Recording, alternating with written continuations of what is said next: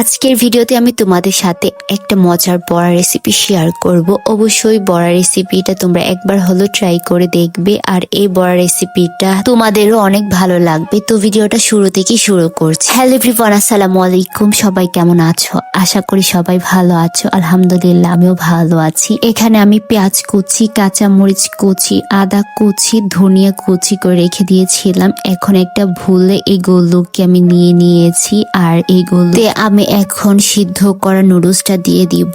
আর নুডলসটা যখন সিদ্ধ করেছি তখন যেটার মশলাটা ছিল নুডলসের ওইটাও দিয়ে দিয়েছিলাম, তাই এটা অনেকটা হলুদ দেখাচ্ছে। আর হ্যাঁ, আমি এখানে পরিমাণ মতো পানি দিয়ে সুন্দর করে সিদ্ধ করে নিয়েছিলাম, তাই এটাকে অনেকটা জমাট বাঁধানোর মতো বোঝা যাচ্ছে। যাই হোক, তো এখানে আমি এখন কর্নফ্লাওয়ার দিয়ে দিব ক্রিস্পি হওয়ার জন্য। কর্নফ্লাওয়ারটা দিলে আমার কাছে মনে হয় ভালো হবে, তাই একটু বেশি পরিমাণে এখানে আমি কর্নফ্লাওয়ার দিয়ে দিয়েছিলাম। দেন এখানে আর একটু টেস্ট হওয়ার জন্য একটা ডিম দিয়ে দিয়েছি। তোমাদের বাসায় যদি ডিম বা কর্নফ্লাওয়ার দুটোই না থাকে তাহলে তোমরা এটা স্কিপ করতে পারো। দেন এখানে আমি অল্প পরিমাণ চালের গুঁড়ো দিয়ে দিয়েছি, লবণ দিয়েছি, আর হলুদ গুঁড়ো, ধনিয়া গুঁড়ো, জিরে গুঁড়ো, জাল হওয়ার জন্য আর একটু শুকনো মরিচের গুঁড়ো, লবণ, সবকিছু একসাথে দিয়ে এখন আমি এগুলোকে ভালো করে মেখে নিয়েছি। আর এত জোরেও মাখা যাবে না যেন এটা ভেঙে যায়, তাই এখানে আমি আলতো আলতো করে সুন্দর করে সবকিছু একসাথে মিশিয়ে নিয়েছি। এদিক দিয়ে তেল গরম হয়ে গিয়েছিল,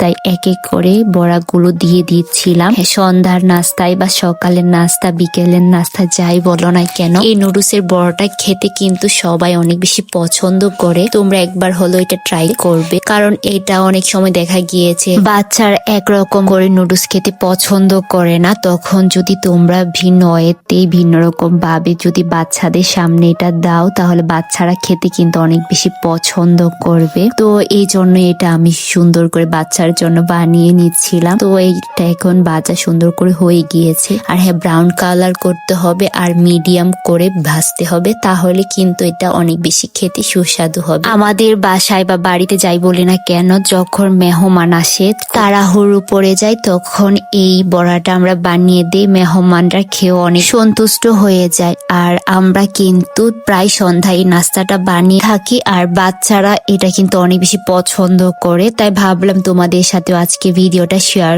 করি, তোমরাও যেন এই মজার খাবারটা খুব সহজে বানিয়ে খেয়ে ফেলতে পারো। এই তো এখন এটাকে আমি একটা প্লেটে সুন্দর করে নামিয়ে নিয়েছি। উপর দিয়ে সস দিব, আবার এখানে আমি শসা কুচি করে রেখে দিয়েছিলাম, তো এই শসাগুলো নিয়ে নিয়েছি। আর খেতে মাশাআল্লাহ অনেক বেশি মজা হয়েছিল। তো আজকের ভিডিওটা তোমাদের কাছে কেমন লেগেছে সুন্দর একটা কমেন্ট করে জানাবে। তো আজকে এই পর্যন্ত, সবাই ভালো থাকবে। আল্লাহ হাফেজ।